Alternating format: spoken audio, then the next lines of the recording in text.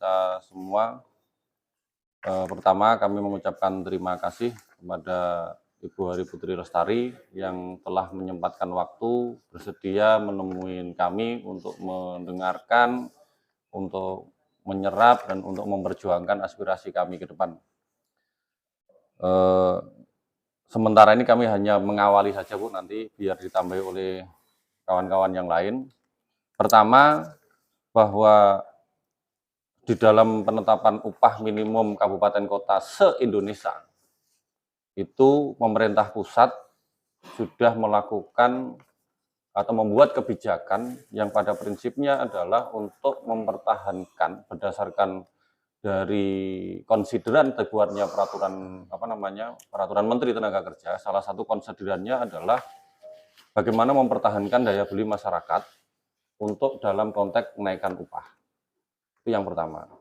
Nah, yang kedua, kenapa itu kemudian dilakukan? Pemerintah pusat itu selaku pembuat kebijakan nasional, dalam konteks hal ini adalah kebijakan strategis nasional, salah satunya adalah upah, itu sudah memperhitungkan bahwa ketika upah buruh ini tidak naik, yang sudah 3 tahun tidak naik, yang kemudian bahwa tahun depan itu ada proyeksi, ada kemungkinan terjadinya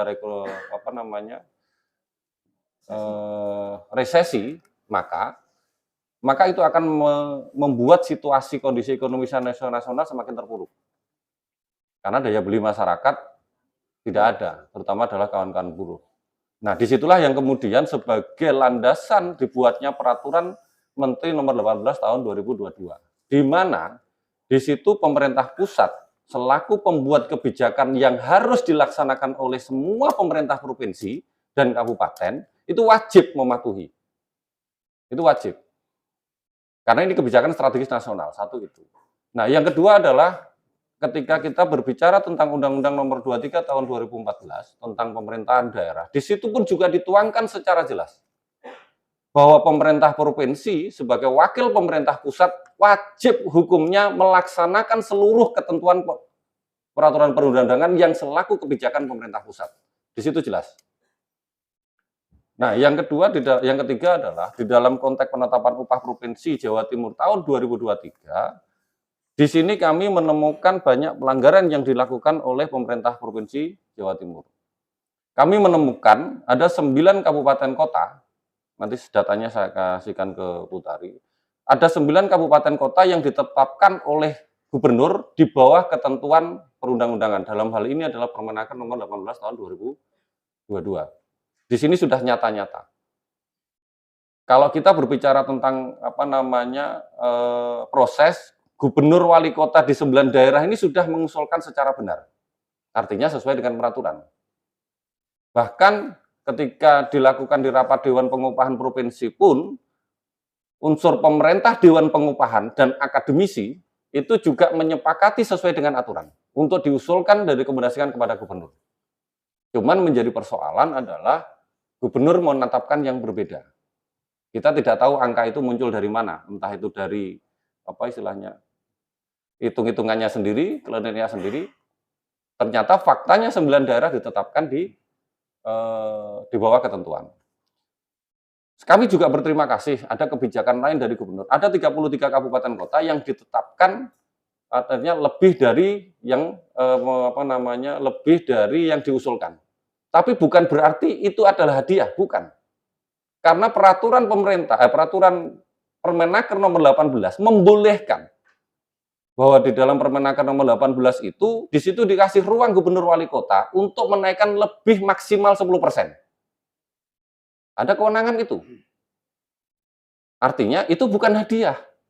Karena memang pemerintah pusat selaku yang mempunyai kebijakan secara regulasi membolehkan itu. Justru yang tidak boleh adalah di bawahnya. Satu itu. Yang kedua, ini sekedar informasi, Bu. Perjuangan kita ke sini untuk melakukan demo itu berat, Bu. Tidak mudah. Ini buat nanti Ibu juga punya gambaran. Perjuangan kita aksi hari ini itu tidak mudah di kita sendiri. Karena intervensi pengaruh kepada teman-teman itu sangat luar biasa. Baik itu intervensi melalui intimidatif, entah melalui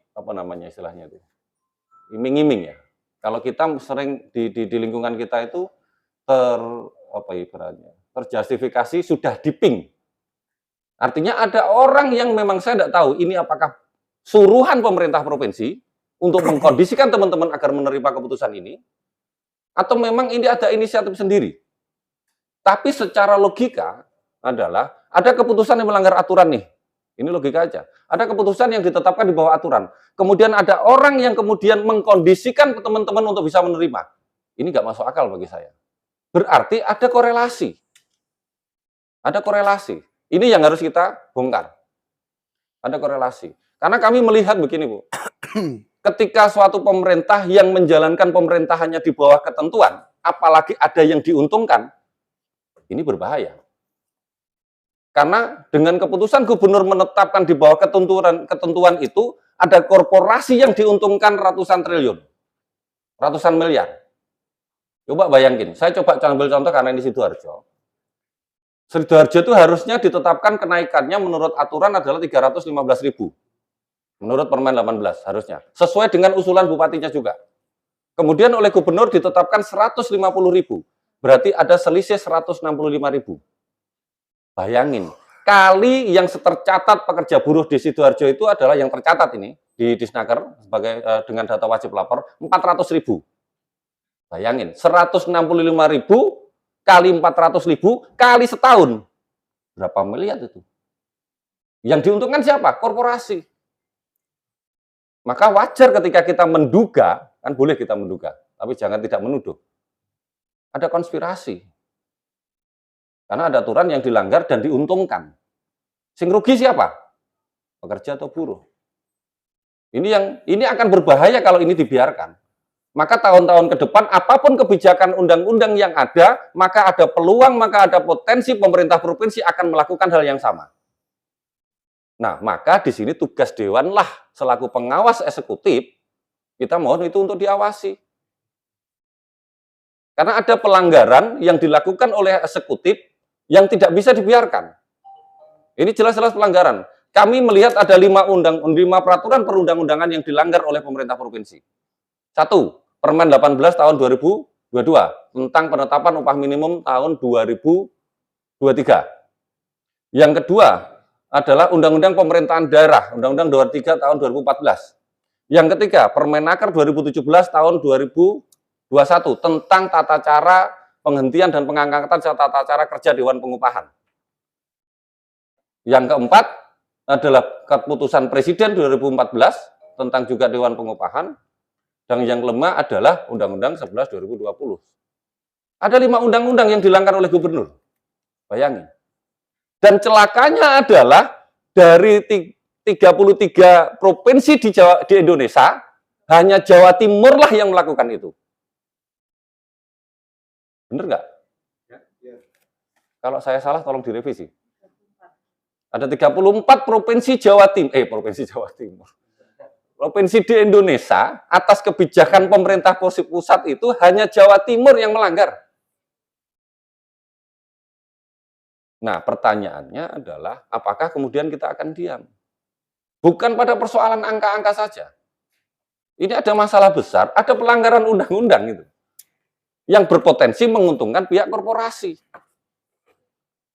Kita hanya bukan pada persoalan angka-angka saja. Kalau kemarin-kemarin kita bisa menerima ada aturan dinaikkan 25.000, 75.000 secara undang-undang tidak melanggar karena diperbolehkan. Itu yang namanya kebijakan. Nggak ada kebijakan di bawah undang-undang, itu bukan kebijakan. Coba saya pengen tahu datanya. Apakah ada kebijakan di bawah undang-undang? Bener tak? Nggak ada. Itu bukan kebijakan, itu pelanggaran. Itu yang terjadi. Nanti datanya saya kasihkan ke Ibu. Nah, harapan saya, Bu, bagaimana Dewan selaku wakil kita yang mempunyai hak melakukan pengawasan terhadap pemerintah, bagaimana cara mengawasinya, bagaimana cara menindaknya, saya pikir Dewan akan lebih paham. Mohon itu digunakan untuk melakukan mengingatkan setidaknya kepada gubernur. Terakhir adalah tujuan kita semua ini tidak muluk-muluk. Kita tidak ingin kemudian menghujat gubernur. Kita tidak ingin kemudian menyalahkan gubernur. Tapi yang kita ingin adalah perubahan SK ini. Dan kita SK ini nggak muluk-muluk kok mintanya. Sesuai aturan lah. Sederhana kan? sesuai aturan saja. Jadi harapan saya, kita tadi sudah ke mana? Ke provinsi. Kita kecewa di sana, mohon maaf. Dan itu sudah kita prediksi. Siapa yang akan nemuin kita sudah nemuin. Yang nemuin kita satu Bakesbang. Yang kedua adalah pejabat ekselon 3 dari Disnaker provinsi yang tidak membidangi Dewan Pengupahan. Soal upah, bayangin. Ini maksudnya apa? Kita percuma ngomong apa-apa loh sing nemoni Bakesbang, pejabat ekselon 3 yang tidak tahu menau soal penetapan upah. Jadi kan ya percuma kita ngomong. Akhirnya kita tadi sebenarnya kita berharap kita tarik ke sini orangnya. Pak, ini di sini ada media nggak? Diperbolehkan masuk saja supaya tahu. Media Media mulai.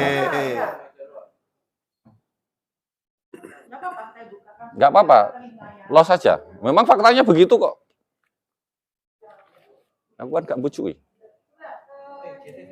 Nah ini pejabatnya. Nah ini pejabatnya.